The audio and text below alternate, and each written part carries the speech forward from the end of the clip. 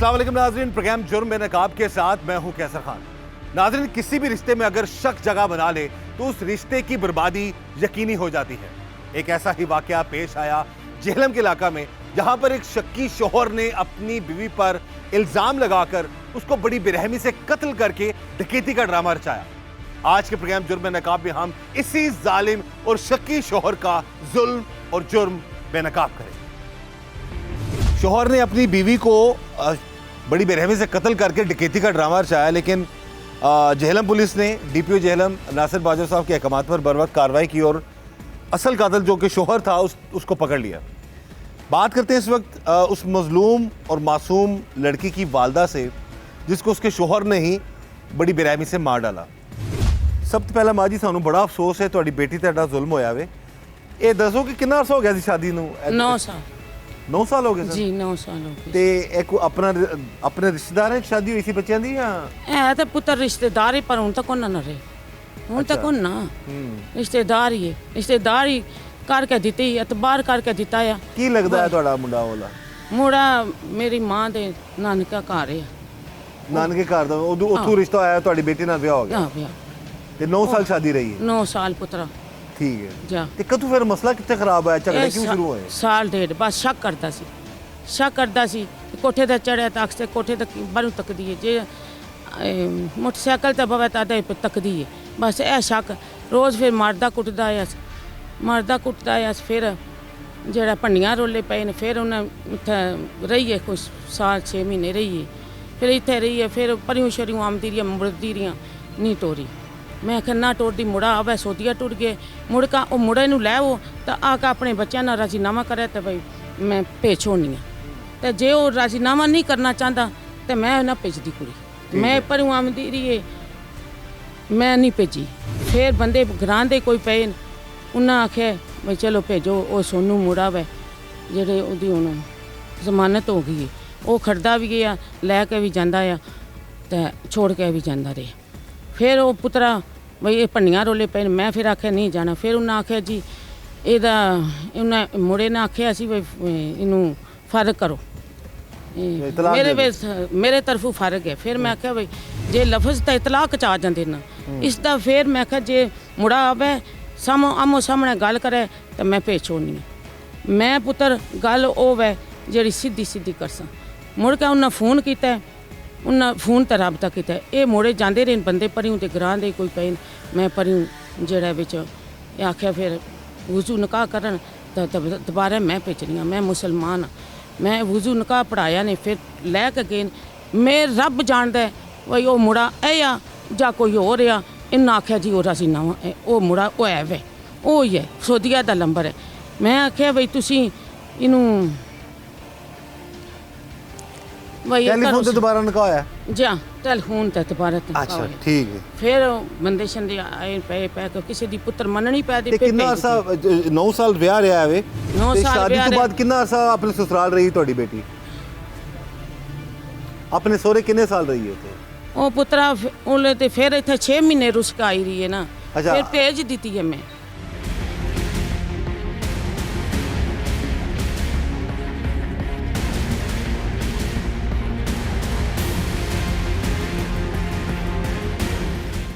इस वक्त जी हमारे साथ मौजूद हैं एसएचओ थाना सदर जेहलम निसार साहब, और उनसे हम बात करते हैं इस केस के हवाले से। जी निसार साहब बताइएगा। बिस्मिल्लाहिर्रहमानिर्रहीम। 15/3/2024 को हमें बरिया कॉल 15 इतला मसूल हुई कि पिंडी खैरा गांव में फायरिंग का वाक़या हुआ है, जिसमें 2 अफराद को फायरिंग होने से ज़ख्मी हुए हैं, जिसमें एक खातून की मौके पर डेथ हो गई है, जबकि दूसरा शख्स ज़ख्मी है। इतला वक़्फ़ पाकर हम फौरी तौर पर मौके पर पहुँचे, जहाँ पे ज़ख्मी हालत में सईद फ़ारूक मौजूद था, जबकि एक औरत आयशा बीबी मौके पर ही एक्सपायर हो चुकी थी। ज़ख्मी को हमने फौरी तौर पर हॉस्पिटल भिजवाया। जनाब डीपीओ साहब ने क्राइम सीन का विज़िट किया। मुलज़म ने इंतहाई होशियारी से कोशिश की कि अपने आप को ज़ख्मी करके वारदात का ड्रामा रचाए, लेकिन उसने जिस तरह कहते हैं कि वाक़यात नहीं बोलते, इंसान झूठ बोल सकते हैं, तो इसी के मिस्ताक में उसने ये इतनी वाशिगाफ गलतियाँ की ये मौके वारदात पे कि जिसको आसानी से हमें एनालिसिस करने में ये मदद मिली है कि ये खुद ही मुलजिम है जिसने अपने क्राइम सीन को चेंज करने की कोशिश की है। तो फायर बीवी पर इसी ने किया था? इसी ने फायर किया था। उस वक्त जब ये वकूआ हुआ तो सिर्फ मियाँ बीवी थे बस? मियाँ बीवी थे दोनों। वो जो साथ जो एक तीसरा बंदा सोनू नामी वो नहीं था? उनका मुद्दइयों ने लिखवाया था कि इनका चूँकि रिलेशन है वो इसका बहनोई है, तो 109 में लिखवाया था उन्हें एयानत में। मौके वारदात लेके आता जाता तो वही रहा है ना लड़की? हाँ, राजीनामे के लिए लेके आ जाता था। अच्छा, तो ये फायर इसने खुद किया शोहर ने बीवी पे? सईद फारूक ने खुद फायर किया। खुद फायर किया? कहाँ पे फायर किया, किस तरह? उस पर कनपट्टी पे फायर किया है बिल्कुल साथ रख के, और अपने पेट पे फायर मारा है, बिल्कुल बार जल्द मेरे सिर्फ लगाए। अच्छा, अपने पेट पे फायर मारा। तो ये खुद ही सारा ड्रामा किया? सारा खुद ड्रामा किया, खुद भाग के अपने घर में आया और मोटरसाइकिल पे बैठ के DHQ हॉस्पिटल के लिए रवाना हुआ, जिसको बाद में हमने 1122 के जरिए हॉस्पिटल में शिफ्ट किया। तो बाद में इसमें इंकशाफ भी किया मौका वारदात के हवाले से, तमाम इकबाल जुर्म किया और निशानदेही करके पिस्टल भी रिकवर करवाया। जो मौके से खौल रिकवर हुए थे वो भी एनालिसिस के लिए PFA से भिजवाए गए, और जो आले कत्ल पिस्टल 30 बोर से रिकवर हुआ वो भी जमा। वजह क्या बताता है जी? वो वजह ये शक करता था बीवी पे कि ये इसका करैक्टर ठीक नहीं है। अच्छा, हालांकि गांव से हमने तस्दीक करवाई तो कोई ऐसी बात नहीं थी, वो अच्छे किरदार की लड़की थी। यानी ये सिर्फ इस शक की बिना पर से मारा? इस शक की बिना पे मारा है। एविडेंस स्ट्रांग है, इसको सजा मिलेगी इंशाल्लाह। एविडेंस स्ट्रांग है, इंशाल्लाह पूरी सजा मिलेगी।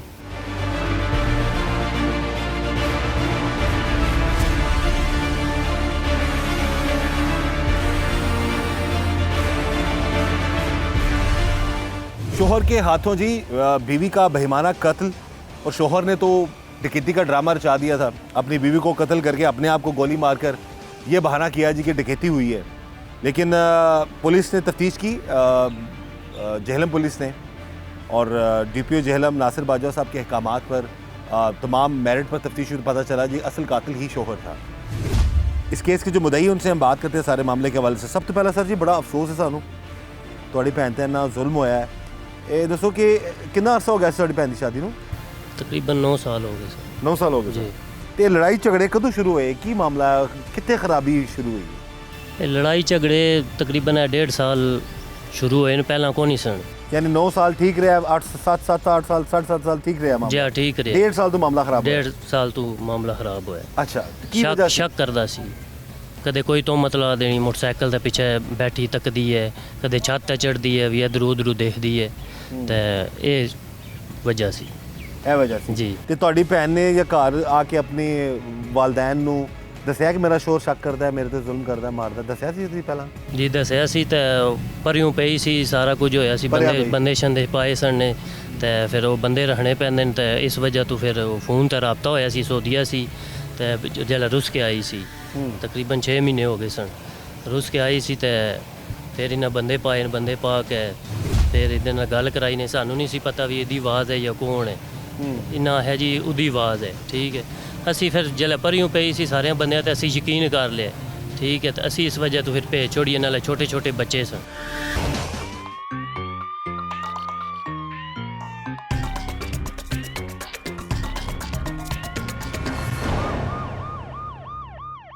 झगड़े शुरू कितने, शादी तो कितने साल बाद शुरू हो गए सर? 1.5 साल। शादी 1.5 साल ठीक रहा मामला? ਪਹਿਲਾਂ ਠੀਕ ਰਹੇ, पहले ठीक रहे ਪਹਿਲਾਂ ਠੀਕ ਰਹੇ। 1.5 ਸਾਲ ਤੋਂ ਬਾਅਦ ਇਹ ਰੋਲੇ ਪੰਨੀਆਂ ਪੈਣੇ ਸ਼ੁਰੂ ਹੋ ਗਏ, पहने शुरू हो गए। ਫਿਰ ਇਸੇ ਤਰ੍ਹਾਂ ਪੰਨੀਆਂ ਪੈਂਦੀਆਂ ਰਹੀਆਂ। ਇਹ ਘਰ ਦੇ ਵੀ ਉਹਨਾਂ ਦੇ ਨਹੀਂ ਸਹੀ। ਮੈਂ ਕਿਉਂ ਆਖਾਂ ਬਈ ਸਹੀ ਹੈ, ਸਹੀ ਕੋ ਨਹੀਂ ਹੈ। ਮੇਰੀ ਧੀ ਗੁਜ਼ਾਰਾ ਕੀਤਾ, ਉਹ ਮੈਨੂੰ ਪਤਾ ਜਾਂ ਰੱਬ ਨੂੰ ਪਤਾ, ਕਿਸੇ ਨੂੰ ਨਹੀਂ ਪਤਾ। ਪਰ ਅਸੀਂ ਇਹ ਆਖਿਆ ਵੀ ਕੋਸ਼ਿਸ਼ ਮੇਰੀ ਧੀ ਆ ਕੇ ਘਰ ਮੈਂ ਵਸਾਣੇ। ਮੇਰੇ ਨਿੱਕੇ ਨਿੱਕੇ ਬੱਚੇ ਰੁੱਲ ਅੱਜ ਰੁੱਲ ਨਹੀਂ ਗਏ। ਕਿੰਨੇ ਬੱਚੇ ਨੇ? 3 ਬੱਚੇ। ਕੀ ਉਮਰਾਂ ਨੇ ਉਹਨਾਂ ਦੀ? ਇੱਕ 8 ਸਾਲ ਦੀ ਹੈ, ਇੱਕ ਸਾਡੇ ਹੋ 4 ਸਾਲ ਦੇ, ਤੇ ਇੱਕ 1.25 ਸਾਲ ਦੀ ਹੋ ਸੀ, ਨਿੱਕੀ ਜੀ ਹੈ ਪੁੱਤਰ।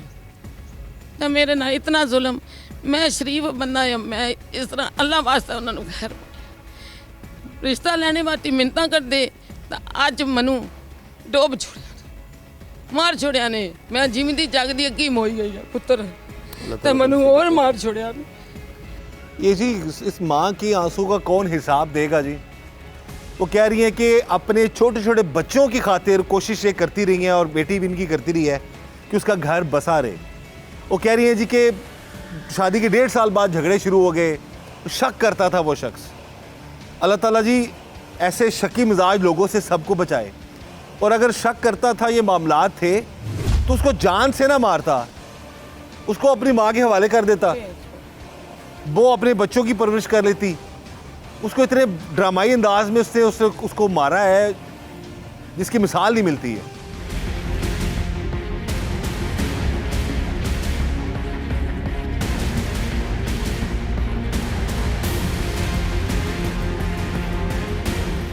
शोहर ने अपनी बीवी को बड़ी बेरहमी से कत्ल कर दिया और ड्रामा रचाया डकैती का।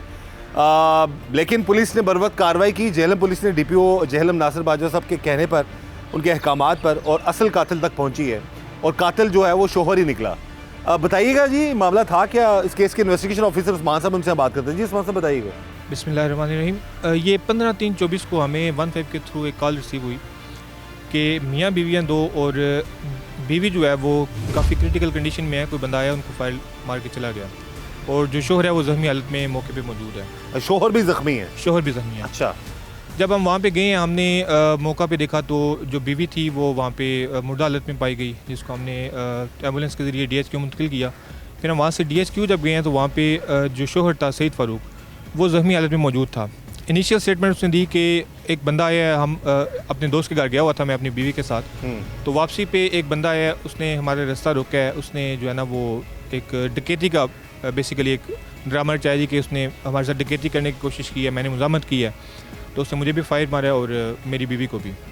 लेकिन जो सर्कमस्टांसिस थे इस केस के वो थोड़े से डिफरेंट थे। हमने थोड़ा सा मज़ीद लोगों को जो है ना उसमें शामिल किया तफ्तीश के अंदर, और हमें ये बात पता चली कि ये बेसिकली मियाँ बीवी के दौरान जो है ना ये अरसा 9 साल पहले आलमोस्ट उनकी शादी हुई थी और उसके बाद से इनके आपस में जो लड़ाई झगड़े थे वो चल रहे थे और सईद फ़ारूक जो था वो अपनी बीवी के करैक्टर पे शुरू से शक करता था। तो हमने इस सिलसिला में फिर उसकी वालदा से भी कुछ चीज़ें कंफर्म की, उसके भाई से बातचीत की, तो उसने बताया जी कि ये तकरीबन वक़ुआ से 2.5 माह पहले ये सऊदी अरब से वापस आया और उसने जो है वो अपनी बीवी के करैक्टर पे शक किया। उसको पता चला कि मेरी बीवी प्रेग्नेंट है, तो उसने कहा जी कि ये जो है ना उसके करैक्टर के ऊपर बेसिकली उसने बातें की। उसने कहा जी कि ये कोई और बंदा है जिसका बच्चा जो है इसके पेट में है। तो उसने इस चीज़ को लेकर उसके साथ पहले उसको धमकाता रहा। उसके बाद जो बीवी थी आयशा वो अपने घर चली गई। इसने अपने बहनोई के ज़रिए एहसान नामी उर्फ सोनू, उसके ज़रिए उसको वापस बुलाया वक़ुआ से 3-4 रोज़ कबल, और उसको अपनी बीवी को कहा कि मेरे दोस्त की बेटी की तबीयत ख़राब है, हमें उसके घर जाना है।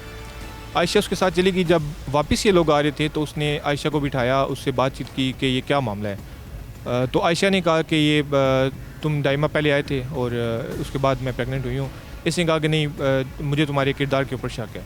और उसने ये आया था वैसे ये 2.5 माह पहले सऊदी अरब से वापस आया। अच्छा जी 2.5 माह पहले। उसने फिर आयशा को कत्ल किया, उसके बाद अपने आप को फायर मारा पेट के अंदर, और उसने बेसिकली इस वक़ुआ को क्रिएट किया था कि जो आयशा को कत्ल किया उसने उस वक़ुआ को छुपा सके।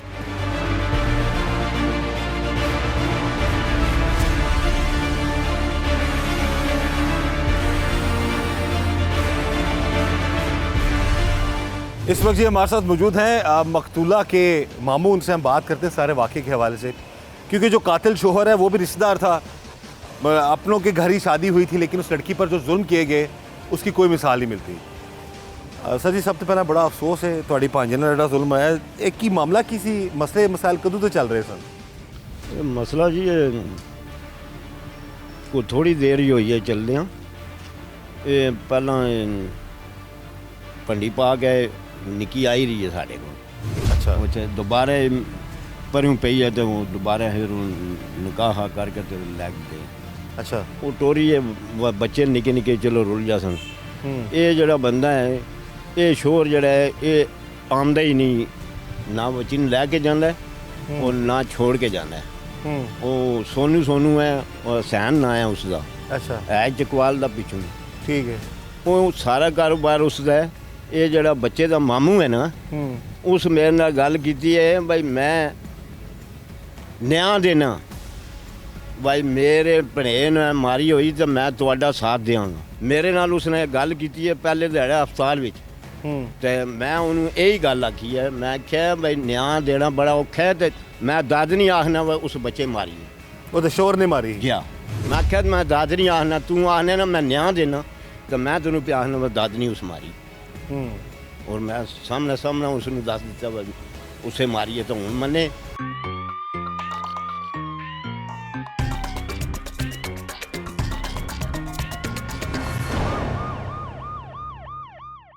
ਜਦੋਂ ਮਾਰਿਆ ਸੀ ਉਹ ਮਾਰਨ ਤੋਂ ਕਤਲ ਕਰਨ ਤੋਂ ਕਿੰਨੀ ਦੇਰ ਪਹਿਲਾਂ ਆਇਆ ਤਕਰੀਬਨ ਹੋ ਗਏ ਸਨ ਕੋਈ 4 ਕੀ ਮਹੀਨੇ 3-4 ਮਹੀਨੇ ਹੋ ਗਏ ਕਤਲ ਕਰਨ ਤੋਂ ਪਹਿਲਾਂ ਜੀ। ਤੇ ਇਹ ਮਾਰਨ ਤੋਂ ਪਹਿਲਾਂ ਇਲਜ਼ਾਮ ਕੀ ਲਾਇਆ ਉਹਨੇ ਬਈ ਇਹ ਦੇਖਦੀ ਹੈ ਕਿਸੇ ਹੋਰ ਵਾਲੂ ਤੇ ਮੈਂ ਨਹੀਂ ਰੱਖਣੀ ਐਸਾ। ਚਲੋ ਜੇ ਨਹੀਂ ਰੱਖਣੀ ਸੀ ਤੂੰ ਘਰ ਭੇਜ ਦੇ, ਫਰਕ ਕਰ ਦੇ ਇਹਨੂੰ, ਠੀਕ ਹੈ ਅਸਾਂ ਇੱਥੇ ਤੱਕ ਕੇ ਤਲਾਕ ਦੇ ਦੇ। ਬਿਲਕੁਲ ਸਹੀ। ਇਹਨੇ ਨਹੀਂ ਭੇਜੀ, ਇਹਨੇ ਜਾਨੋਂ ਹੀ ਮਾਰ ਦਿੱਤੀ ਹੈ। ਤੇ ਪਤਾ ਕਿਸ ਤਰ੍ਹਾਂ ਲੱਗਾ ਕਿ ਉਹੀ ਕਾਤਲ ਹੈ? ਡਰਾਮਾ ਕੀ ਕੀਤਾ ਇਹਨੇ ਪਹਿਲਾਂ? ਘਰ ਅੰਮੀ ਇਹਨਾਂ ਨੂੰ ਨਿੱਕੀ ਸਾਡੀ ਆਣ ਕੇ ਦੱਸਦੀ ਸੀ ਵੀ ਇਹ ਪਿਸਤੌਲਾਂ ਨਾਲ ਮੈਨੂੰ ਧਮਕੀ ਦਿੰਦਾ। ਸਾਡਾ ਵੀ ਉਹਨਾਂ ਕਿਹਾ ਸੀ ਭਰਾਵਾਂ ਤੇਰੇ ਨੂੰ ਅਸੀਂ ਭੁੰਨ ਕੇ ਰੱਖ ਦਿਆਂਗਾ। ਅੱਛਾ। ਇਹ ਉਸ ਉਹਨੇ ਗੱਲ ਕੀਤੀ ਹੈ ਸਈਦ ਨੇ। ਅੱਛਾ। ਵੀ ਅਸੀਂ ਤੇਰੇ ਭਰਾਵਾਂ ਨੂੰ ਭੁੰਨ ਕੇ ਰੱਖ ਦਿਆਂਗਾ, ਮੈਂ ਪੂਰੇ ਖਾਨਦਾਨ ਨੂੰ ਖਤਮ ਕਰ ਦਿਆਂਗਾ। ਇਹ ਉਹਨੇ ਗੱਲ ਕੀਤੀ ਸੀ ਸਈਦ ਨੇ, ਠੀਕ ਹੈ। ਤੇ ਉਹ ਅਮੀਰਾਂ ਨੂੰ ਦੱਸਦੀ ਸੀ ਨਾ ਨਿੱਕੀ ਆਣ ਕੇ, ਸਾਨੂੰ ਪਤਾ ਸੀ। ਤੇ ਇਹੀ ਬੰਦਾ ਵੀ ਜੀ ਇਹੀ ਬੰਦਾ। ਤੇ ਇਹਨੇ ਡਰਾਮਾ ਕੀ ਕੀਤਾ ਜੀ? ਡਰਾਮਾ ਚੋਰ ਪੈ ਗਏ ਨੇ, ਡਾਕੂ ਪੈ ਗਏ ਜਾ ਤੇ ਜ਼ਖਮੀ ਕਰਕੇ ਉਹਨੂੰ ਜਾ ਬੀਵੀ ਨੂੰ ਮਾਰ ਕੇ ਟੁਰ ਗਿਆ। ਸਾਡੀ ਭੈਣ ਨੂੰ ਉੱਥੇ ਸੱਟ ਕੇ ਮਾਰ ਕੇ ਛੋੜ ਕੇ ਟੂਰ ਆਏ। ਮੁੜ ਕੇ ਜਿਹੜਾ ਉਹ ਦੂਸਰਾ ਸੋਨੂ ਹੈ ਲਿਆਵਣ ਖੜਨ ਵਾਲਾ, ਭਰੀਆਂ ਵਿੱਚ ਬਹਿਣ ਵਾਲਾ, ਸਾਰਾ ਕੁਝ ਉਹਨੇ ਜਵਾਬਦਾਰੀ ਵੀ ਚਾਹੀ ਸੀ, ਸਾਰਾ ਕੁਝ ਕੀਤੇ ਅਸੀਂ। ਤੇ ਉਹਨੇ ਆਖਿਆ ਸੀ ਵੀ ਮੇਰੀ ਜਵਾਬਦਾਰੀ ਹੈ, ਜਵਾਬਦਾਰੀ ਪਿੱਛੇ ਉਹ ਲੈ ਕੇ ਗਿਆ ਸੀ। ਤੇ ਸਾਡੀ ਉੱਥੇ ਭੈਣ ਮਰੀ ਪਈ ਹੈ। ਇਹੋ ਸੋਨੂ ਜਿਹੜਾ ਮੁੰਡਾ ਹੈ ਮੋਟਰਸਾਈਕਲ ਤੇ ਉਹਨੂੰ ਲੈ ਕੇ ਹਸਪਤਾਲ ਵੀ ਆ ਗਿਆ। ਸਾਡੀ ਉੱਥੇ ਭੈਣ ਪਈ ਹੈ। ਯਾਨੀ ਕਿ ਉੱਥੇ ਮੁਰਦਾ ਹਾਲਤ 'ਚ ਪਈ ਰਹੀ। ਜੀ ਮੁਰਦਾ ਹਾਲਤ 'ਚ। ਤੇ ਗੋਲੀ ਕਿੱਥੇ ਚਲਾਈ ਸੀ ਉਹਨੇ? ਗੋਲੀ ਹੱਥ ਚਲਾਈ ਸੀ ਸਿਰ ਤੇ। ਜੀ। ਉਹ ਜਦੋਂ ਦੁਬਾਰਾ ਸੋਧੀਆ ਤੋਂ ਵਾਪਸ ਆਇਆ ਤੇ ਘਰ ਚੱਕਰ ਲੱਗਾ ਸੀ ਤੁਹਾਡੇ ਆਪਣੇ ਸਸੁਰਾਲ, ਤੁਹਾਡੇ ਘਰ ਆਇਆ ਸੀ? ਹੈ ਨਹੀਂ ਆਇਆ। ਨਹੀਂ ਆਇਆ? ਨਹੀਂ ਆਇਆ। ਤੇ ਭੈਣ ਤੁਹਾਡੀ ਪਹਿਲਾਂ ਹੀ ਉੱਥੇ ਸੀ ਆਪਣੇ ਸਹੁਰੇ ਘਰ? ਪਹਿਲਾਂ ਹੀ ਸੀ ਭੈਣ? ਜੀ ਪਹਿਲਾਂ ਹੀ ਸੀ। ਤੇ ਅਸੀਂ ਬੱਚਿਆਂ ਵਾਸਤੇ ਭੇਜ ਦਿੱਤੀ ਸੀ ਨਾ। ਕਿੰਨੇ ਬੱਚੇ ਉਹਦੇ? ਬੱਚੇ 3 ਬੱਚੇ ਸੀ। ਹੁਣ ਬੱਚੇ ਕਿੱਥੇ ਨੇ? ਤੁਹਾਡੇ ਕੋਲ ਨੇ? ਸਾਡੇ ਕੋਲ ਕਿੰਨੀ ਉਮਰਾਂ ਨੇ ਉਹਨਾਂ ਦੀਆਂ? ਤਕਰੀਬਨ ਇੱਕ 8 ਸਾਲ ਤੇ 4 ਸਾਲ ਬੱਚਾ ਹੈ ਤੇ ਇੱਕ ਛੋਟੀ ਬੱਚੀ ਹੈ। 2 ਬੇਟੇ 1 ਬੇਟੀ? ਜੀ ਇੱਕ ਛੋਟੀ ਬੱਚੀ ਹੈ, ਬਹੁਤ ਛੋਟੀ ਹੈ। ਤੇ ਹੁਣ ਤੁਸੀਂ ਪੁਲਿਸ ਨੇ ਬੰਦਾ ਤਾਂ ਗ੍ਰਿਫਤਾਰ ਕਰ ਲਿਆ ਨਾ? ਜੀ। ਤੇ ਤਫਤੀਸ਼ ਤੋਂ ਤੁਸੀਂ ਮੁਤਮਈਨ ਹੋ? ਜੀ। ਤੇ ਕੋਈ ਰਾਜ਼ੀਨਾਮੇ ਦੀ ਗੱਲ ਤੇ ਨਹੀਂ ਕਰਨ ਦੀ ਕੋਸ਼ਿਸ਼ ਕਰ ਰਹੇ? ਨਹੀਂ ਕੋਈ ਨਹੀਂ। ਤੁਸੀਂ ਸਵਾਦ ਦਵਾਉਣਾ ਚਾਹ ਰਹੇ ਹੋ ਬਕਾਇਦਾ? ਸਾਡੀ BPO ਅੱਗੇ ਦਰਖਾਸਤ ਹੈ ਵੀ ਸਾਨੂੰ ਇਨਸਾਫ ਮਿਲੇ, ਇਹਨੂੰ ਸਜ਼ਾਏ ਮੌਤ ਮਿਲੇ।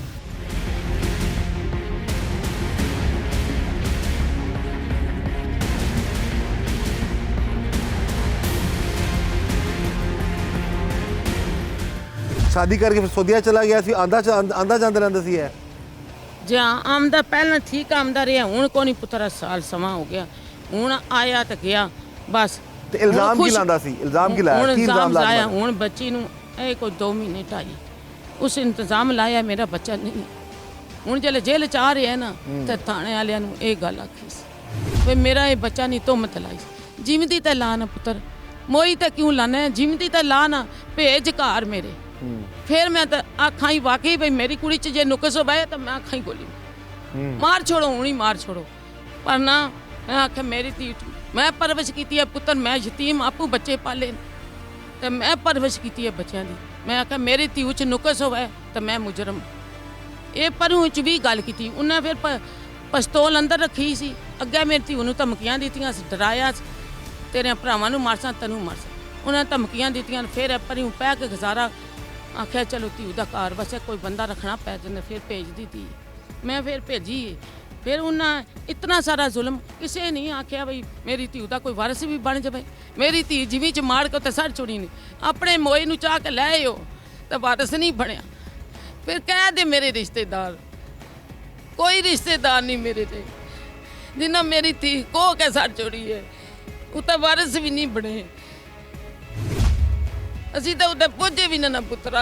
जैसा फोन आया मैं आख्या किसी नहीं मारी, मैं उसे मारी है मेरे जमातरे, किसी नहीं मारी। मेरा कोई किसी ना शरीका नहीं, कोई मेरा किसी ना वैर नहीं, मारी उसे।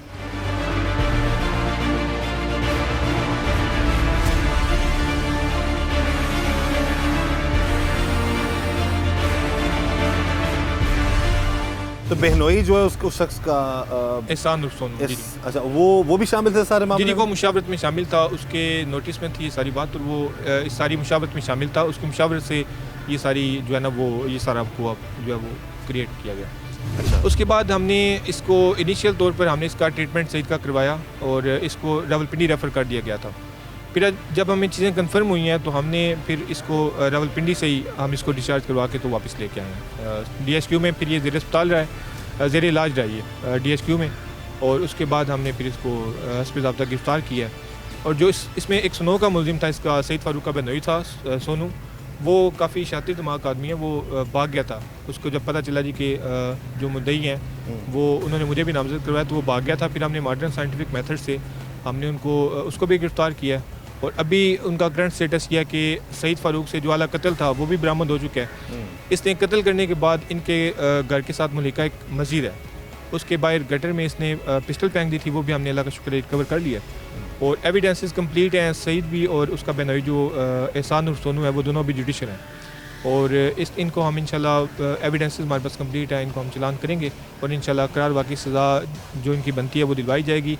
IG पंजाब साहब की और CM पंजाब साहिबा की बड़ी क्लियर डायरेक्शन हैं इसके ऊपर कि वायलेंस अगेंस्ट वीमेन जो है उसके लिए ज़ीरो टॉलरेंस है। और हम इंशाल्लाह DPO साहब ने इस मामले में पर्सनल इंटरेस्ट लिया और उन्होंने हमें जो डायरेक्शंस दी हैं उनको हमने कम्प्लीटली फॉलो किया है और हमें इंशाल्लाह उम्मीद है कि ये सज़ा से बच नहीं पाएंगे। बिल्कुल सही है जी। और अब अगर किरदार पर शक था तो उसको किरदार पर शक था तो उसे छोड़ देता, उससे लहदी इख्तियार कर लेता, लेकिन उसको मारता ना। और अब तो अगर खुदा ना खास इस तरह को मामला है तो DNA करवाया जा सकता है, पता चल सकता है कि क्या मामला है क्या नहीं है। एवं किसी पर शक करके उसको कत्ल कर देना जिस जुल्म है जुर्म है।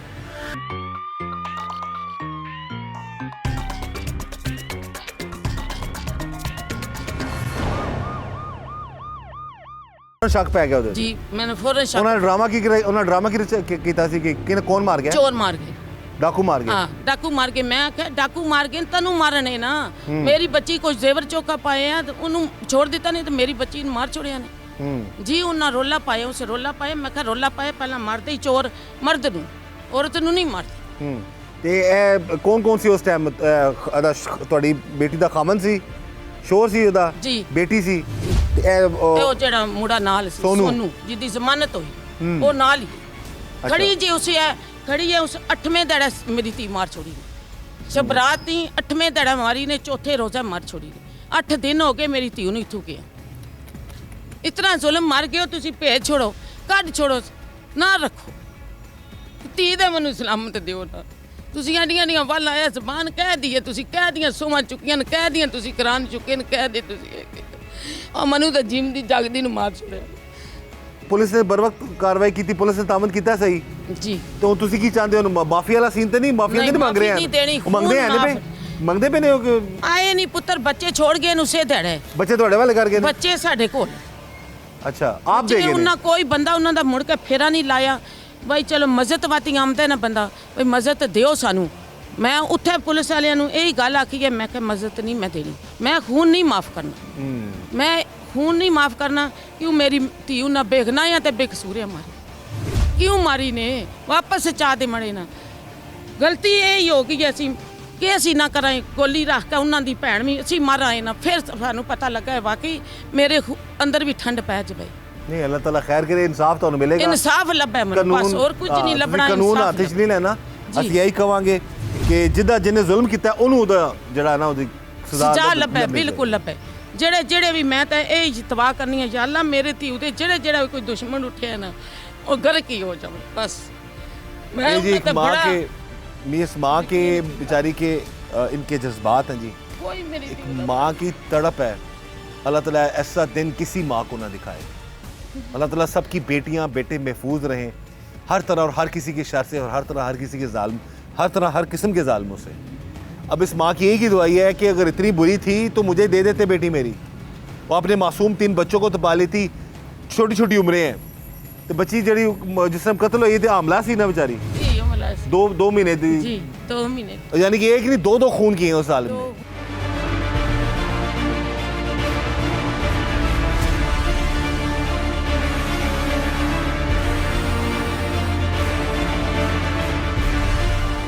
मैं बंदा की वजह किसी क्यों है ना जुल्म किया मारिया क्यों? ਉਹ ਆਖਦਾ ਜੀ ਮੈਂ ਬੱਚੀ ਜਿਹੜੀ ਹੈ ਇਹ ਕੋਠੇ ਤੇ ਚੜ੍ਹਦੀ ਹੈ, ਇਹਦੇ ਭਰਾ ਕਿਉਂ ਆਉਂਦੇ ਨੇ, ਉਹ ਸ਼ੱਕੀ ਜਿਹਾ ਬੰਦਾ ਹੈ ਤੇ ਸ਼ੱਕ ਕਰਦਾ ਆ। ਔਰ ਮੈਂ ਆਪਣੀ ਬੱਚੀ ਦਾ पूरी तसल्ली दे रहे हैं वो साड़ी बची जी नहीं है। बहरहाल उन्होंने तोहमत मथा ला के 4 महीने हो गए ने उसनू आया और 2 महीने का बच्चा है तो वो आदम मेरा नहीं, इस वजह से मैं मारी है। बहरहाल जी इल्ज़ाम लगाकर तोहमत लगाकर एक जालिम शोहर ने अपनी बीवी को कत्ल कर दिया। बहरहाल शक वाले मामलात में मत पड़े। अगर किसी भी रिश्ते में अगर शक आ जाए तो उस रिश्ते की तबाही जो है उसको तबाही से कोई नहीं बचा सकता। बहरहाल इनकी बेटी के साथ, इनकी भांजी के साथ जो जुल्म हुआ, ऐसा जुल्म किसी की बच्ची के साथ, किसी के साथ ना हो। और यही दुआ है कि अल्लाह ताला हम सब पर रहम करम और फजल फरमाए और अल्लाह ताला हमें हर तरह और हर किसी की शर से बचाए। मुझे इजाज़त दीजिएगा। अल्लाह हाफ़िज़।